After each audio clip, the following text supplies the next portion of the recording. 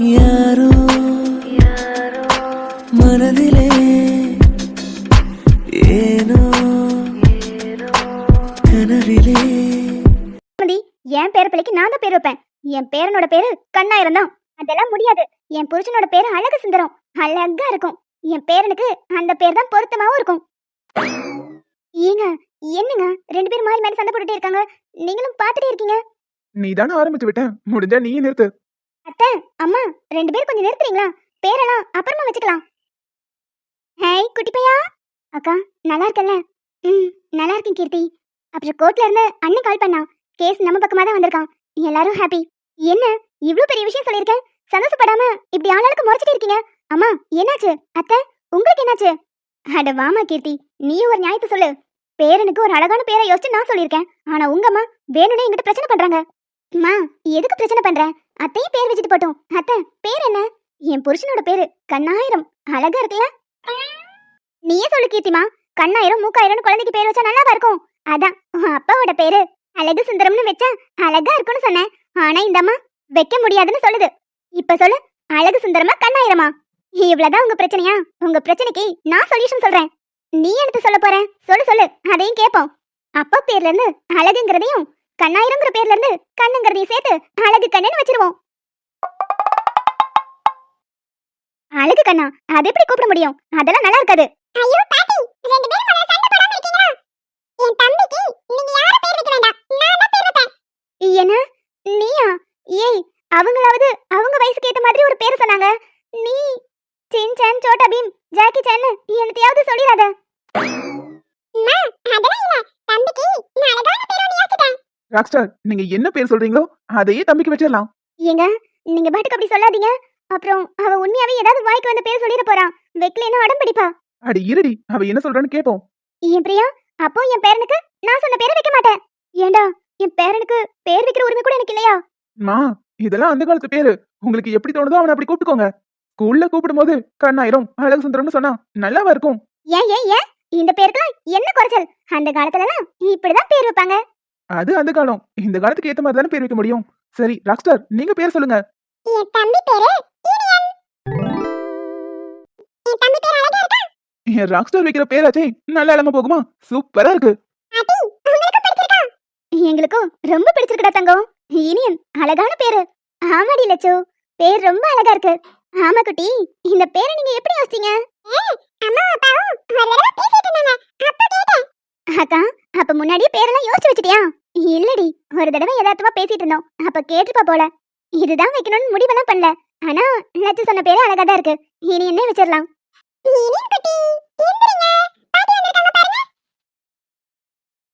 Percy congrats. இது முத பிரெக்னன்சில, அதனால பார்த்து கவனமா இருக்கணும். டைமுக்கு சாப்பிட்டு டாக்டர் கொடுக்குற மாத்திரையெல்லாம் கரெக்டாக எடுத்துக்கோ. அப்புறம் தினமும் ஃப்ரூட்ஸு நட்ஸு உனக்கு என்ன வேணுமோ வாங்கி சாப்பிடு. முத 3 மாசம் ரொம்ப கேர்ஃபுல்லாக இருக்கணும். ஆமாமா, டாக்டர் சொல்றாங்க கேட்டுக்கோங்க. ஏங்க கிண்டல் பண்ணாதீங்க. நியாயமா பார்த்தா இதெல்லாம் நீங்க தான் சொல்லணும். அதான் எனக்கு பதிலா டாக்டர் பொண்டாட்டி நீயே சொல்லிட்டியே. பின்ன என்னங்க, எல்லா டாக்டரும் ஒரே டைலாக் தான் சொல்ல போறீங்க. இதை தாண்டி வேற ஏதாவது புதுசாக சொல்றதுக்கு இருக்கா என்ன? இதெல்லாம் யூஸ்வலா எல்லாருக்குமே தெரியும். ஆனாலும் ஒரு கன்சர்ன்காக சொல்றதுதான். அம்மாடி, அங்க இருக்கிறது உனக்கு தனியா இருக்கிற மாதிரி தோணுச்சுன்னா இங்க வந்து இரு. சரிங்க அத்தை. ஏதோ முக்கியமான விஷயம் பேசணும்னு சொல்லி எங்க எல்லாரையும் வர வச்சுட்டு அமைதியாவே இருக்கேன். அதானே, என்ன விஷயம் ஆதி? ஒன்னும் இல்ல நீதோ, சும்மா உன்னை சைட் அடிச்சுட்டு போலான்னு வந்தேன்.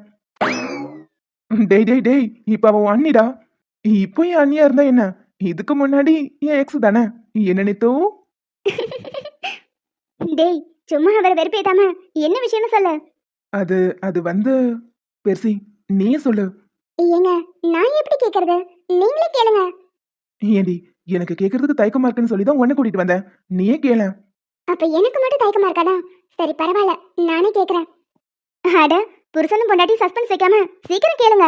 அது ஒண்ணும் இல்லை நித்யாக்கா, யுவன் மகாவுக்கு கல்யாணம் பேசி முடிக்க போறோம்.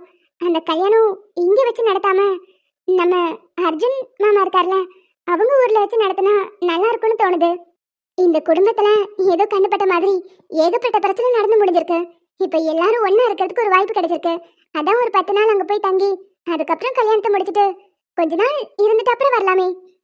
அட சூப்பர் பெர்சி, இதுவும் நல்ல ஐடியாவா தான் இருக்கு. ஆனா இவன் வீட்ல ஒத்துக்குவாங்களான்னு தெரியலையே. என்னம்மா மகா, உனக்கு ஓகே தானே? எனக்கெல்லாம் ஓகே தான் அண்ணி. ஆனா அவர்கிட்ட ஒரு வார்த்தை. ஆஹா, கேட்டிங்களாங்க? அவரா? அத்தை, உங்க மக இப்பவே புருஷன் வீட்டுக்கு போறதுக்கு ரெடி ஆயிட்டா போல. இப்பவே அவரோட முடிவு தான் முக்கியங்கிற பாருங்க. இங்க பாரு மகமா, இப்பவே அவங்க போக்குல எல்லாம் விடக்கூடாது. நம்ம என்ன சொல்றோமோ அதைத்தான் அவங்க கேட்கணும். நீ கல்யாண வாழ்க்கையில நுழையறனால உனக்கு ஒரு தத்துவம் சொல்றேன், கேட்டுக்கோ. இந்த ஆம்பளைங்க எல்லாம் முதல்ல மெட்டி போடுவானுங்க, அடுத்தது கல்யாணத்துக்கு அப்புறம் ஒரு குட்டியை போடுவாங்க, அதுக்கப்புறம் காலம் முழுக்க நம்மள அடுப்பங்கரையில கட்டி போட்டுருவானுங்க. என்னங்க, நான் சொல்றது சரிதானே? அடியே, உன்னெல்லாம் விட்ட குடும்பத்தை ரெண்டாக்கிடுவ. இங்க பாரு மகமா, இவ சொல்றதெல்லாம் கேட்காத. தியம்மா, வந்ததுல இருந்து பாத்துட்டு இருக்கேன், நீ டல்லாவே இருக்க. அதெல்லாம் ஒண்ணு இல்ல, நான் நல்லா தான் இருக்கேன். உன் முகத்தை தினமும் பாக்குற எங்களுக்கு தெரியாதா? வந்ததுல இருந்து நானும் பாத்துட்டு இருக்கேன், ஏதோ யோசிச்சுட்டு இருக்கிற மாதிரி இருக்கு. அதெல்லாம் ஒண்ணு இல்ல, நான் நல்லா தான் இருக்கேன். அப்புறம் மகா, கல்யாணத்தை இங்க வச்சுக்கலாமா ஊர்ல வச்சுக்கலாமா? அதான் சொன்னனே, எனக்கு எங்கனாலும் ஓகே தான். ஆனா இவன் கிட்ட ஒரு வார்த்தை கேட்கணும், நான் கேட்டுட்டு சொல்றேன். ஆதி, நீ சொல்ற மாதிரி காவியா ஊர்லயே வச்சுக்கலாம். நானும் உங்களை பார்த்து ரொம்ப வருஷம் ஆச்சு, கல்யாணத்தை அங்கேயே வச்சுக்கலாம். நான் இவன் வீட்டுல பேசுறேன். அப்புறம் கையில் அவ்வளவு தூரம் வர முடியுமா? அவளுக்கு வேற தலையில இப்ப ஆபரேஷன் பண்ணிருக்கு. ஆமா, அதெல்லாம் ஒரு பிரச்சனை இல்ல. டிராவல் ஒன் டே தானே, நைட் போனா இன்னும் ஃபாஸ்டாவே போயிடலாம். அப்ப சரிப்பா, இருந்தாலும் கையில் கிட்ட ஒரு வார்த்தை கேட்டுக்கோங்க. அதெல்லாம் கையில கட்ட ஏற்கனவே கேட்டாச்சு சித்தி. கையில கவும் ஓகே சொல்லிட்டாங்க. ஆமாடி, ஸ்கூலுக்கு போகணும் அடம் பிடிச்சு அழுது ஆர்ப்பாட்டம் பண்ணு. டூரு நான் மட்டும் வாயை பழந்துட்டு சரி.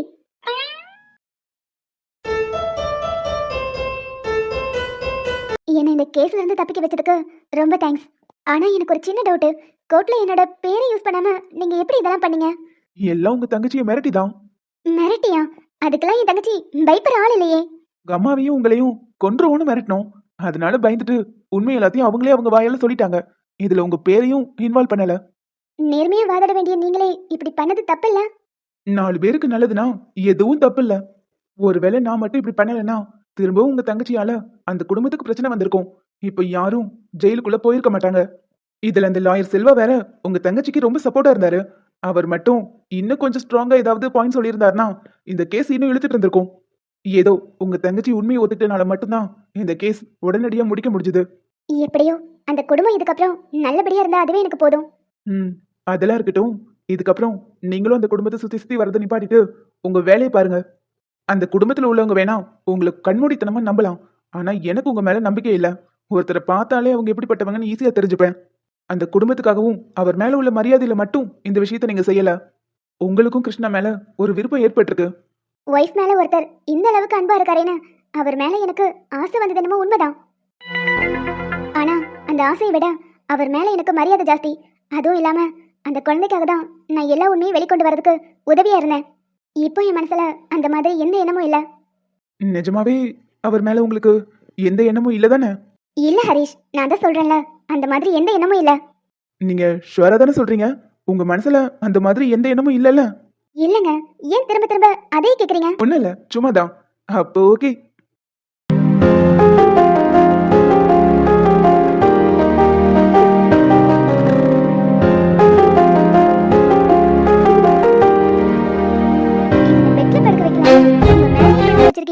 அவனுக்கு உடம்பு வலிக்க போகுது.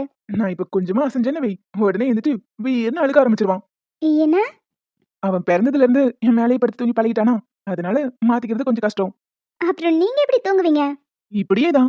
என்ன கீழே விழுந்துருவானோன்னு கொஞ்சம் பயமா இருக்கும். இடையில கொஞ்சம் நல்லா தூங்கிட்டானா பெட்ல போட்டுருவேன். அவங்க நீங்க நான் இல்லாம நீங்க தனியா வளர்க்கறதுக்கு ரொம்ப கஷ்டப்பட்டுட்டீங்கல்ல. சாரி. அடியே பொண்டாட்டி, நீ எதுக்கு சாரி கேக்குற? இதெல்லாம் நடக்கணும்னு விதி நடந்துருச்சு, விடு. இப்பவாவது பரவாயில்ல, சமத்தா தூங்குறான். ஆனா பிறந்ததும் உன்னை தேடி ரொம்ப அழுதுட்டே இருந்தான். கொஞ்ச நாள் இவன் அழுகை எப்படி கண்ட்ரோல் பண்றதுன்னு தெரியல. அப்புறம் கொஞ்சம் கொஞ்சமா உன்னோட வீடியோ போட்டோஸ் இதெல்லாம் காமிச்சு அப்படியே சமாதானப்படுத்திட்டோம்.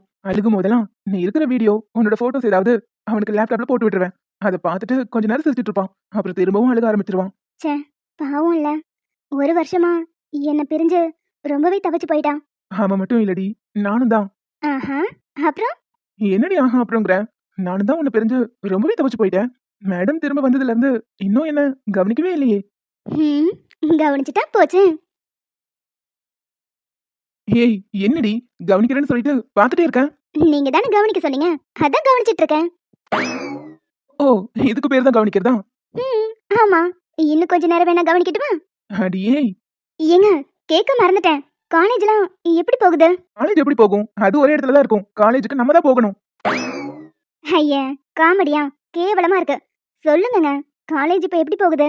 ஒரு 3 மாசத்துக்கு காலேஜ் பக்கம் போகாம தான் இருந்தேன். அதுக்கப்புறம் சூர்யா என்கிட்ட நல்லா பழகிட்டான். அவனை தூக்கிட்டே போயிட்டு வந்துருவேன். ஒரு தாரணி இருக்காங்கல்ல, அவங்க தான் இப்போதைக்கு நம்ம காலேஜ் பிரின்சிபல். நான் போகலைன்னா கூட காலேஜ் அவங்க சூப்பராகவே மெயின்டைன் பண்ணாங்க. ஓ, அப்புறம்? ரொம்ப ஸ்வீட்டான பர்சன் கூட. நீ காலேஜ் ரொம்ப ஸ்ட்ரிக்டா கொண்டு போவ. ஆனா அவங்க அப்படி இல்ல. ஸ்டூடெண்ட்ஸ் கிட்ட நல்லா ஃப்ரெண்ட்லியா மூவ் பண்ணாங்க. கண்டினியூ கண்டினியூ, நீங்க மேல சொல்லுங்க. அவங்கள நான் அப்பாயிண்ட் பண்ணனால காலேஜ்ல எந்த குறையும் தெரியல. அப்போ என்னை விட அவங்க பெட்டர்னு சொல்றீங்க. என்ன பதிலே காணோம்? என் கையில்மா, என் மேல உனக்கு கோவம் எதுவும் இல்லையே? சேச்சே, யாச புருஷன் மேல எனக்கு கோவம் வருமா? அதெல்லாம் எதுவும் இல்ல, நீங்க சொல்லுங்க. உன்னை விட வேற யாரும் பெட்டரா இருக்க முடியாதுடி. ம், நம்பிட்டேன். ஏய், நிஜமாடி பொண்டாட்டி. உன்னை விட வேற யாரும் பெட்டரா இருக்க முடியாது. நான் ஸ்ட்ரிக்ட்டா இருப்பேன், அவங்க ஸ்வீட்டா இருப்பாங்களா? அது அது ஒரு ஃப்ளோல சொல்லிட்டேன். நான் இல்லைன்னு நினைச்சிட்டு நீங்க எப்படி வேணாலும் இருந்திருக்கலாம். ஆனா இதுக்கப்புறம் என்னை தாண்டி யாரையும் யோசிக்க கூடாது. இப்ப எதுக்கு பல்ல காட்டுறீங்க? இல்ல, உன்னை கடுப்பேத்தி பாக்குறதும் நல்லாதாண்டி இருக்கு. நீங்க என்ன கடுப்பேத்தி பார்த்த மாதிரிலாம் தெரியல. எல்லாமே உங்க மனசுல இருந்து வந்த மாதிரி தான் இருந்துச்சு. மறுபடியும் சொல்லிட்டேன், என்னை தாண்டி யாரையும் நீங்க யோசிக்க கூடாது. அடியே, நீயே சொன்னாலும் நான் யோசிக்க மாட்டேன். உனக்கு என்னாச்சு இப்போ? திரும்ப வந்ததுல இருந்து நீயாவே இல்ல. சந்தேகங்கிறது நோய் மாதிரி கொஞ்சம் கொஞ்சமா அதிகமாகி உயிரையே எடுத்துரும். நான் சந்தேகப்படக்கூடாதுன்னா நீங்க அவங்கள பத்தி பேசுறத ஸ்டாப் பண்ணணும்.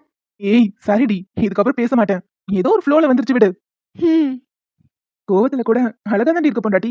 ம் சும்மா சொல்லாதீங்க. ஆறா, ஒரு பொய் சொன்னதுக்கே சிரிச்சிட்டேன். கிருஷ்ணா, சரி, ரொம்ப நேரம் பேசிட்டு இருக்கோம். நீ நல்லா ரெஸ்ட் எடு. இப்போ தலையில எந்த பெயினும் இல்லையே? ஸ்டிச்சஸ் போட்ட இடம் மட்டும் லைட்டா வலிக்குது. நீ நிறுத்தாம பேசிட்டே இருக்கல, அதான் தலை ரொம்ப வலிக்குது. நல்லா தூங்கி ரெஸ்ட் எடு, எல்லாம் சரியாயிரும்.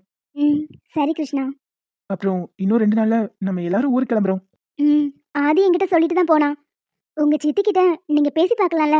நான் பேசுறேன்டி. எங்க சித்தி என்ன முடியாதுன்னு சொல்ல போறாங்க? எல்லாரும் ஊருக்கு போறது கன்ஃபார்ம். நீ நிம்மதியா தூங்கு.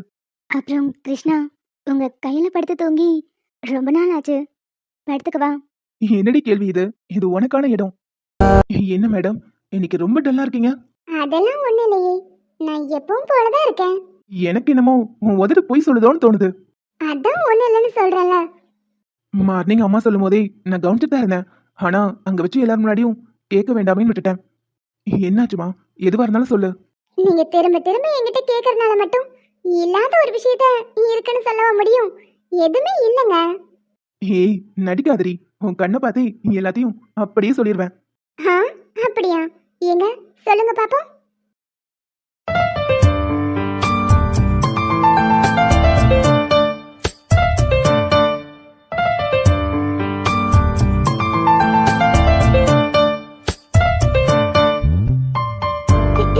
ஹலோ, என்ன ஏதோ சொல்றேன்னு சொல்லிட்டு கண்ணை பார்த்துட்டே நிக்கிறீங்க? அது லைட்டா ஸ்லிப் ஆயிட்டேன். பார்த்து கீழே விழுந்து அடிக்கிட்டு பற்று போகுது. என் கண்ணை பார்த்தே நான் என்ன நினைக்கிறேன்னு சொல்லுவேன்னு சொன்னீங்களா? எங்க சொல்லுங்க பாப்போம். நம்ம 2 பேருக்கும் கல்யாணம் நடக்க போகுது. உனக்குன்னு கல்யாணத்துல எடுத்து செய்யறதுக்கு யாரும் இல்ல. அதுதானே யோசிக்கிறேன். மகாவுக்கு அம்மா, அப்பா, அண்ணன், அண்ணின்னு எல்லாரும் இருக்கிற மாதிரி உனக்கும் இருந்திருந்தா இது எல்லாத்தையும் எடுத்து செஞ்சிருப்பாங்கன்னு யோசிச்சுட்டு இருக்க. அதானே? இங்க பாருடாமா, உனக்கு அம்மா அப்பா யாரும் இல்லைன்னு நீ ஃபீல் பண்ணாத. உனக்காக நான் இருக்கேன். நம்ம கல்யாணத்துல எந்த குறையும் வராது. நீ எதுக்கும் கவலைப்படாத. எல்லாத்தையும் நான் பாத்துக்கிறேன். நீ சந்தோஷப்படுற அளவுக்கு இந்த கல்யாணம் ஜாம் ஜாமன் நடக்கும். உனக்கு யாருமே இல்லைங்கிற குறையே தெரியாத அளவுக்கு இந்த கல்யாணம் நடக்கும். உன்னோட சந்தோஷம் தாண்டி எனக்கு எல்லாமே. அதுக்காக நான் என்ன வேணாலும் செய்வேன். நீ வேணா பார்த்துட்டே இரு. இந்த கல்யாணம் நடக்கும்போது அதை நீயே புரிஞ்சுப்ப. இனிமே நீ எதுக்கும் கலங்கக்கூடாது. உனக்காக நான் இருக்கேன்.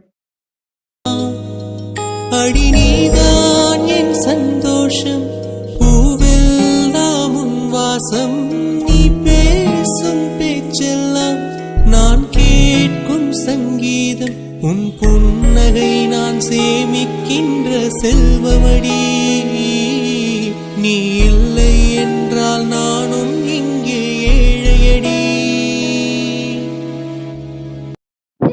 பாரா, சாப்பிட கூப்பிடலான்னு வந்தா இப்படி ஒரு காதல் காவியம் ஓடிட்டு இருக்கேன். குறுக்க போலாமா வேண்டாமா? போவோம், நம்மளே யார் கேப்பா? குழந்தனாரே, என் செல்லம், இந்த வீட்டுக்குள்ள ஏதோ பேட் வைப்ரேஷன் கூடயே இருக்கிற மாதிரி தோணுதுல. ம் ஆமாங்க, எனக்கும் அப்படிதான் தோணுது. இந்த வீட்ல வாஸ்து சரியில்லைன்னு நினைக்கிறேன். எங்க போனாலும் இந்த அண்ணி வாய்ஸ் கேட்டுக்கிட்டே இருக்கு. அண்ணி வாய்ஸ் மட்டும் இல்லடா, அண்ணியே இங்க தான் நிக்கிறேன். அடடே, வாங்க, நீ எப்போ வந்தீங்க? நான் வரதெல்லாம் இருக்கட்டும், நீங்க ரெண்டு பேரும் இந்த நேரத்துல இங்க என்ன பண்றீங்க? அதுவும் அண்ணி, தூண் கீழே விழுகிற மாதிரி இருந்துச்சு. அதான் இவ தாங்கி பிடிச்சிட்டு இருந்தாலா, நான் இவளை தாங்கி பிடிச்சிட்டு இருக்கேன். ஓ, தூண் கீழே விழ போதுன்னு ரெண்டு பேரும் தாங்கி பிடிச்சு நிக்கிறீங்க. ஆமா அண்ணி. ஏண்டா, சொல்றதுதான் சொல்றேன், ஒரு நல்ல பொய்யா சொல்லலாம்ல. சரி, கல்யாணத்துக்கு முன்னாடி இப்படி அடிக்கடிலாம் ரொமான்ஸ்ல பண்ணக்கூடாது. நான் ரொம்ப ஸ்ட்ரிக்ட். ரெண்டு பேரும் சீக்கிரம் சாப்பிட வாங்க. அண்ணி, நாங்க வந்துட்டா தூண் கீழே விழுந்துருமே. வேணும்னா இப்படி பண்ணலாமா? நீங்க வந்து தூணை கெட்டியா பிடிச்சுக்கோங்க, நாங்க ரெண்டு பேரும் போய் சாப்பிட்டு வந்துடுறோம். என்ன பொண்டாட்டி, நான் சொல்றது கரெக்ட் தானே? ஆமாக்கா, நீங்க வந்து தூணை பிடிச்சுக்கோங்க, நாங்க ரெண்டு பேரும் போய் சாப்பிட்டு வந்துடுறோம். இன்னும் என்ன நீ பைத்தியக்காரனாவே நினைச்சிட்டு இருக்கறல? சித்தப்பா, டியேடிடி, எதுக்கு தூணை பிடிச்சிட்டு நிக்கிறீங்க? அதுவாட தங்கம், தூண் கீழே விழுந்துருமேன்னு சித்தி நிக்கிறாங்க, அதுக்கு துணையா நானும் நிக்கிறேன். இப்போ சித்தப்பாக்கு வயிறு வேற பசிக்குது. உங்க அம்மாவை தூணை பிடிச்சுக்க சொல்றியா? நாங்க போய் சாப்பிட்டு வந்துடுறோம். சரி சித்தப்பா, நான் பாத்துக்கிறேன், நீங்க போங்க. அம்மா, வா, தூணை பிடிச்சுக்கோ, சித்தப்பாவும் சித்தியும் சாப்பிட்டு வந்துட்டோம்.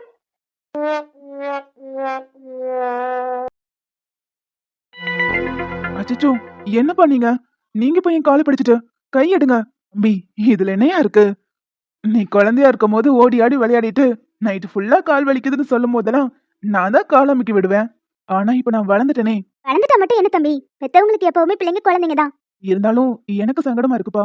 கை எடுங்க. பெத்தவங்கள காலை பிடிக்க வைக்க கூடாது. நீ ஏன் தம்பி அப்படி நினைக்கிற? வேலைக்கு போயிட்டு வந்து அலுப்பா படுத்திருக்கேன், அப்பா விருப்பப்பட்டு தானே பிடிக்கிறாரு. நீங்க அமைக்க விடுங்க. அப்புறம் தம்பி, மகா வீட்ல இருந்து கால் பண்ணாங்க. அவங்க கல்யாணத்தை அவங்க ஊர்ல வைக்கலான்னு சொல்றாங்க. நீ என்ன சொல்ற? எனக்கும் ஃபோன் பண்ணாங்கம்மா. அம்மா அப்பாட்ட கேட்டுட்டு சொல்றேன்னு சொல்லியிருக்கேன். எல்லா பிரச்சனையும் தாண்டி மொத்த குடும்பமும் ஒன்னா இருக்க ஆசைப்படுறாங்க. அவங்க சொல்றபடியே அவங்க ஊர்லயே கல்யாணத்தை வச்சுக்கலாம். ஆனா அவங்க சொல்ற மாதிரி கல்யாணத்தை வச்சா முறைப்படி எதுவும் பண்ண முடியாது. கல்யாணம் முடிஞ்சதும் பொண்ணு அழைச்சிட்டு நம்ம வீட்டுக்கு தான் கூட்டிட்டு வரணும். அங்க இருந்து இங்க வரதும் சிரமம். அதுக்கெல்லாம் என்ன பண்றதுன்னு தான் தெரியல. முறைப்படி எல்லாமே நடக்கணும்னு அவசியம் இல்ல. பிள்ளைங்களோட கல்யாணம் எல்லாரும் ஒத்துமையோட சந்தோஷமா நடத்தினாலே போதும். அதுவும் சரிதாங்க. எல்லா பிரச்சனையும் முடிஞ்சு இப்பதான் மூச்சு விடுற மாதிரி இருக்கு. அப்படியே ஆர்த்திக்கு செய்ய வேண்டிய கடமையும் நம்ம செஞ்சிடணும். என்னதான் திடுதிப்புன்னு கல்யாணத்தை பண்ணாலும் அவங்க மாமியார் மரியாதையோட இங்க வந்து அவளை மருமகளா ஏத்துக்கிட்டு கூட்டிட்டு போயிட்டாங்க. இதுக்கப்புறம் நம்மளும் செய்ய வேண்டிய கடமைய தவறாம செஞ்சிடணும். அதெல்லாம் ஒரு பிரச்சனையும் இல்லடி. நான் வேலை செய்யற இடத்துல கொஞ்சம் பணம் கேட்டிருக்கேன். அப்பா, அதெல்லாம் எதுவும் வேண்டாம். என்னோட சேவிங்ஸ் இருக்கு, அதை வச்சு எல்லாம் பாத்துக்கலாம். இல்லப்பா, என்ன இருந்தாலும் உன் கல்யாணத்தை எடுத்து நடத்த வேண்டியது எங்களோட கடமை தானே. 25 வருஷம் எனக்கு நீங்க தேவைக்கு மீறி எல்லாமே பண்ணிட்டீங்க. இதுக்கப்புறம் நானே செய்யறேன். தங்கச்சிக்கு ஒரு அண்ணனா நின்னு என்ன செய்யணுமோ அதை நானே செய்யறேன். இல்ல தம்பி. ஏங்க, நீங்க என்ன சொன்னாலும் அவன் கேட்க போறதில்ல, விடுங்க. சரி, இப்படியே பேசிட்டு இருந்தா அவன் தூங்க மாட்டான். எந்திரிச்சு வாங்க போய் சாப்பிடலாம். தம்பி, நீயும் சாப்பிட வாயா? இல்லம்மா, எனக்கு பசிக்கல. நான் கொஞ்ச நேரம் கழிச்சு வரேன். சரிங்க, அப்ப நீங்க வந்து சாப்பிடுங்க. நானும் ஈவினிங்ல இருந்து போன் அடிச்சுட்டே இருக்கேன், எடுக்காம நிலாவை பார்த்து கனவு கண்டுட்டா இருக்கீங்க. இருங்க, உங்களை கவனிச்சுக்கிறேன். ஒரு ஆள் வந்து நிக்கிறது கூட தெரியாம என்னத்தை யோசிச்சுட்டு இருக்காரு? இந்த ஆள் இன்னைக்கு சும்மாவே விடக்கூடாது.